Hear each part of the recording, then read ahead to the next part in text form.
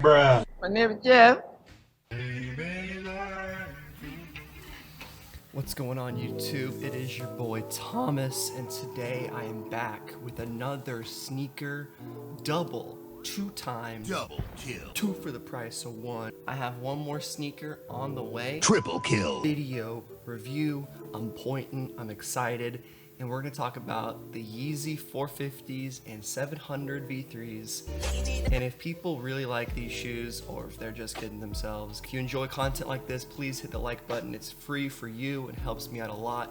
Subscribe if you like videos like this. Now let's get right into it. The Yeezy 450 Utility Black is, in my opinion, one of the ugliest shoes that was ever created by mankind.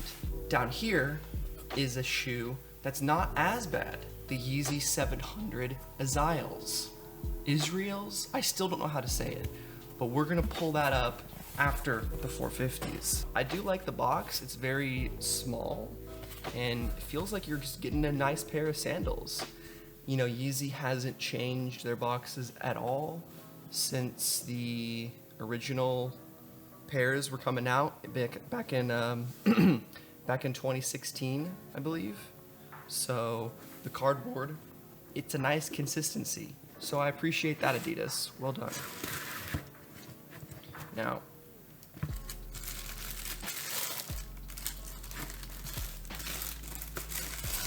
Question for you. What are those? yeah, it's controversial to say the least, and there's really no wonder why it's tough to resell these shoes for anything more than you paid for them. These are a size 11.5. I mean, Yeezys, 350s, even some 700s, they're a great way to make some extra cash. Little extra moolah, little do re mi, know what I'm saying? But the 450s are very ugly. But here's what I'm gonna say. I do appreciate them. I can appreciate them, even though I don't like the way they look, because there's just something about the futuristic and simplified look of this shoe. What I mean by simplified is the upper is just the same canvas mesh all the way across. That's my phone alarm.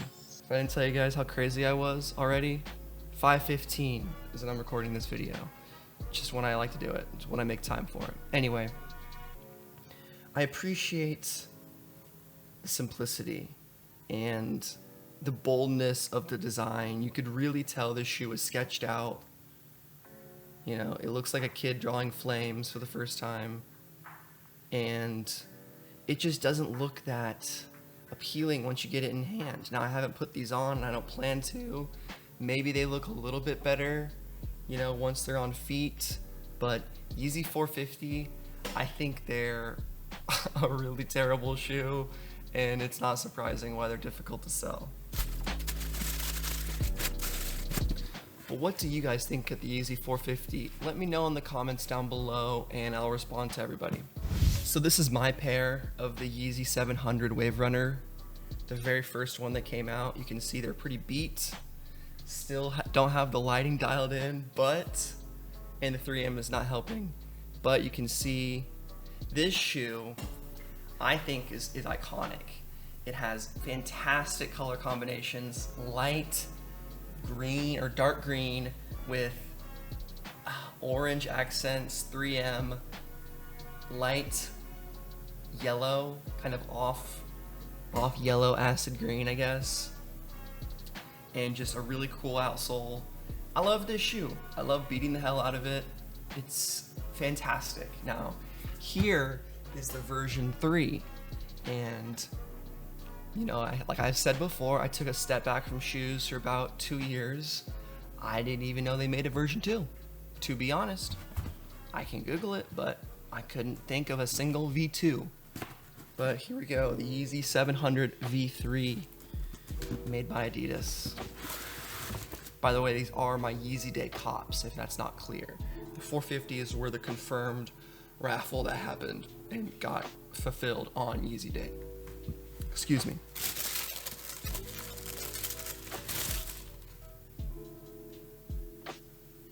So bright. Let's see if I can get that camera to show up. Okay, I had to change the light a bit, and I apologize that this isn't the best look at it, but it's what we got going on here today. So, the 700 V3s. Now, I like these a lot more than the 450s. This kind of outer exoskeleton running across the upper, the lines right here, going up the shoe.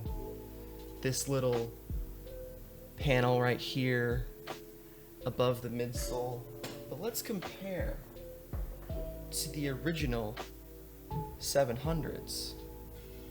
That's the difference. So this is a fleshed out and what I believe to be a complete shoe design. And this guy is almost just a simplified, futuristic version of this shoe, which already is chunky and big and futuristic. When we consider the materials, these are all synthetic. You know, it's rubberized plastic. I do really like the streamlined tongue and lace area. Can't really get a good look at the laces right there. Let's see. 3M right there. But there's black laces right here. And that looks pretty cool. Tongue is nice. Adidas branding right on the back. It's a clean pair of shoes. And the blue icy outsole looks good for now, you know, until it turns yellow in a couple years. This shoe will only continue to look better. You know, I maintain it, I clean it up a bit. I probably need to do a cleaning right now. But this shoe is fresh for life, you know? Well, I mean, I definitely need to add some black right here, maybe like a little Sharpie action. Probably not a Sharpie, like Angela's paint or something like that. Take it to a sneaker restorer, get it done, you know? So, I have one more sneaker on the way. We're gonna have to wait until that comes. So it'll be a few seconds for you guys, a couple days for me, but yeah. All right, we're back in the darkness. You merely adopted the dark. I was born in it, molded by it. Yeah, this is a much better view of the 500s, and it's funny because I can't actually see them, so I have to look at my screen.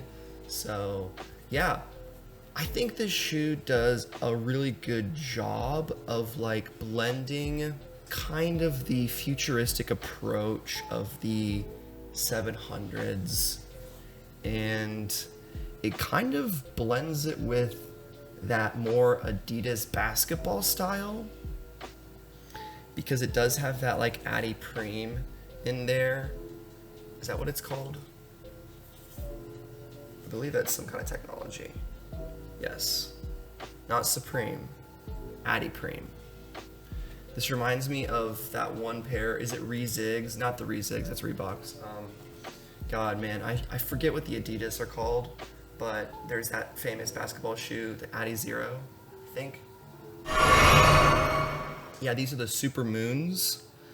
I put them up on eBay. I think I listed them at like $210 starting bid, and these ended up going up to like $235. So like, you know, I basically just got rid of them, you know. The last shoe that I got was the Turtle Doves, which wish I could have done an unboxing of those, but I had them sent to the wrong address, so I had to immediately get those sold out and sent out. But yeah, guys, you know, my opinion on Yeezys is there's really not a ton of hype for shoes like these in the 700s. Dude, they do have some nice suede right there. I will say that material is fairly decent. It's a very light suede. You can check out my video on how to clean suede sneakers. I think that video will do well long term. We'll see. Out of the three pairs that I just showed off, I think I would wear these the most. the 700s, the second most, and the 450s.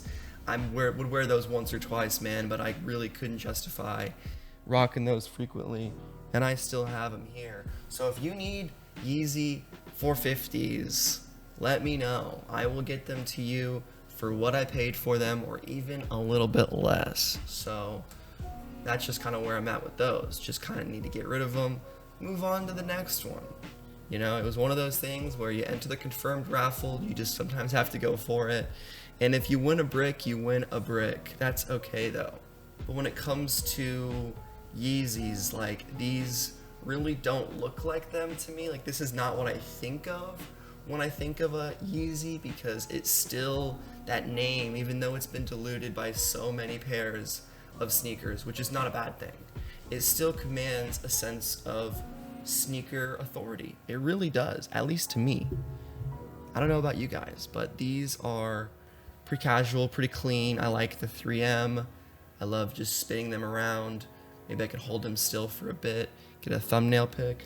They call them dumps, big, massive dumps. Anyway, guys, I hope you enjoyed this pretty simple unboxing / Yeezy haul tutorial review. It's a supreme unboxing, you know, retelling, story time. Thank you guys so much for watching. And remember, as always, peace and butt grease. See the light until I was already a man. By then it was nothing to me but blinding.